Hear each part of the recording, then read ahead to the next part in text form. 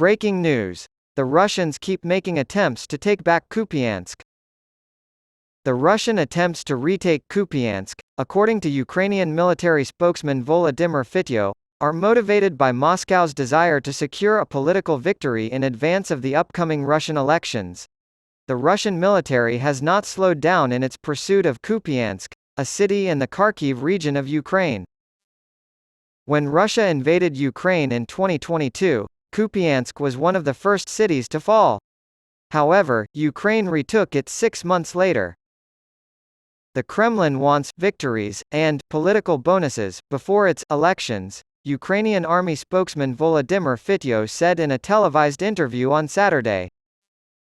The order to advance to the Donetsk and Luhansk regions' borders has been issued 100 to 500 times, but there have been no victories so far.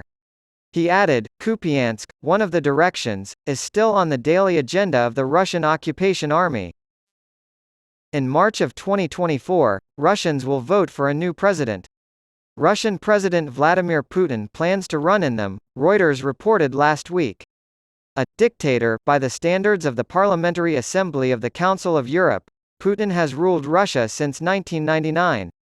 However, Russia still holds elections, and the events surrounding them aren't always peaceful.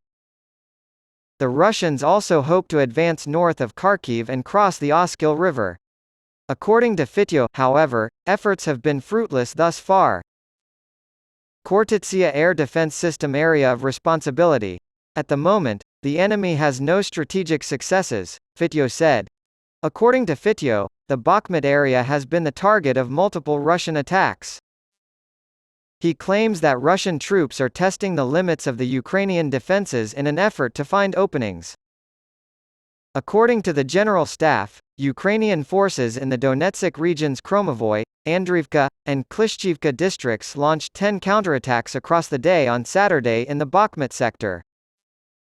The Russian army continues to try to surround Avdiivka. Ukraine's General Staff reported that their defense forces successfully repelled 18 attacks in the areas surrounding the settlements of Avdiivka, Saverna, Tonenki, and Pervomoyska in the Donetsk region.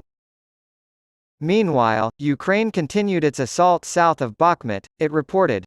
Ramzan Kadyrov, the Chechen strongman and Putin ally, seems to be relegating his eldest son, Akhmet, to a supporting role in favor of his younger son, Adam. According to the Institute for the Study of War, on November 9 Kadyrov appointed Akhmet as the Deputy First Minister of the Chechen Republic for Physical Culture, Sports, and Youth Policy. This happened right after Akhmet turned 18 the day before. In his role as leader of the Chechen youth movement, Movement of the First, which Kadyrov called his chosen business, Akhmet received high praise from Kadyrov. In contrast to the recent praise and appointments of his other children, including the appointment of his younger son, Adam, to the position in the Chechen security service that Kadyrov had held prior to succeeding his own father, Kadyrov's quiet acknowledgement of Akhmet's new position stands out. Kadyrov is very proud of the 15-year-old for beating up a prisoner who was accused of burning a Quran.